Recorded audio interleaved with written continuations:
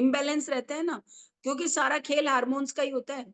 आप ये देखिए कि अगर हम वैसे तो हम क्या जब तक हम नॉलेज नहीं लेते हैं, लर्न नहीं करते हैं, हमें पता ही नहीं होता है, मूड स्विंग होते हैं, किसी को गुस्सा आता है, किसी को क्या होता है, तो कहीं न कहीं वो उसका आदत या स्वभाव नहीं है, उसके हार्मोन्स में गड़बड़ है। बहुत सारे हार्मोन्स गड़बड़ की वजह से हमारे बहुत सारी डिज़ीज़ हो जाती है, बीमारियाँ हो जाती है।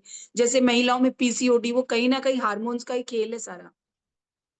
तो हमारे हार्मोन जो हैं वो बैलेंस रहते हैं यदि हमारी नींद प्रॉपर रहती है, कंप्लीट होती है, अच्छी क्वालिटी की होती है और एक स्वस्थ चयापचय यानी जो हमारा मेटाबॉलिज्म जो है ना, वो अच्छा होना चाहिए, मजबूत होना चाहिए क्योंकि हमारे जो यहाँ पे जो समस्याएँ जो लेकर आते हैं ना अधिकतर 90% लोग आते हैं वेट लॉस या वेट गेन करने के लिए और इसमें आपका मेटाबॉलिज्म का बहुत बड़ा रोल होता है कि आपका मेटाबॉलिक सिस्टम कैसा है ना? आपके चयापचय कैसा है तो इस पर आपका बहुत ज़रूरी होता है, तो इन सब के पीछे भी नींद का रोल होता है। यदि आपकी नींद क्वालिटी वाली है, अच्छी है, तो ये शारीरिक स्वास्थ्य से संबंधित जो चीज़ें हैं, वो आपकी बहुत अच्छे से चलेगी, ठीक चलेगी और ये अगर वहाँ गड़बड़ है, तो इन सारे कामों में गड़बड़ होने वाली है।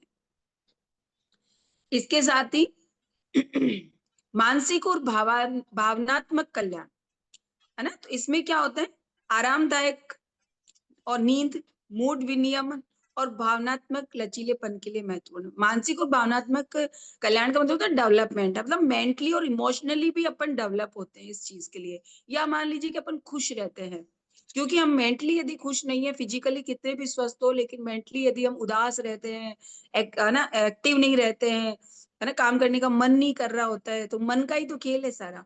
और इमोशंस पर अगर अपन अच्छे से अपना कंट्रोल नहीं रख पाएँगे, है ना? इमोशंस अपने अच्छे चल रहे हैं, इमोशंस अपने अकॉर्डिंग चल रहे हैं जैसा हम चलाना चाह रहे हैं, तो ये भी हमारे सब कुछ बढ़िया चलेंगे क्योंकि इसमें हमारा जो मूड स्विंग्स वगैरह और ये होते हैं ना, ये नहीं होंगे। इमोशनली अपने अंदर फ्लेक्सिबिलिटी रहेगी, लचीलापन रहेगा भावनात्मक रूप से, कि लचीलापन से मतलब कि कई बार होता है ना कि मैं इसको बदल नहीं सकता, तो ये लचीलापन नहीं है।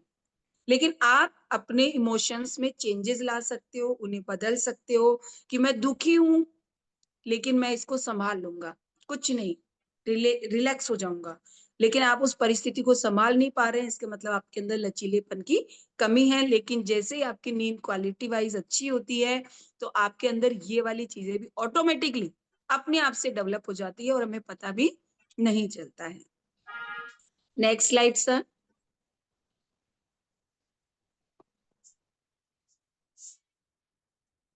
है ना? अभी अपन देखेंगे खराब नींद की गुणवत्ता के लक्षण, है ना? तो अच्छा अपने को कैसे पता चले कि मेरी नींद अच्छी है कि नहीं है?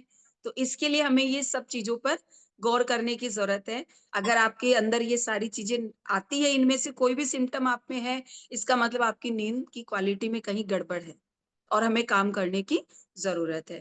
तो जैसे रात में कई बार जागना। कई लोग होते हैं कि कहते हैं ना अपन सो गए और फिर बस सुबह ही उठते हैं। वो एक अच्छी क्वालिटी की लंबी नींद होती है।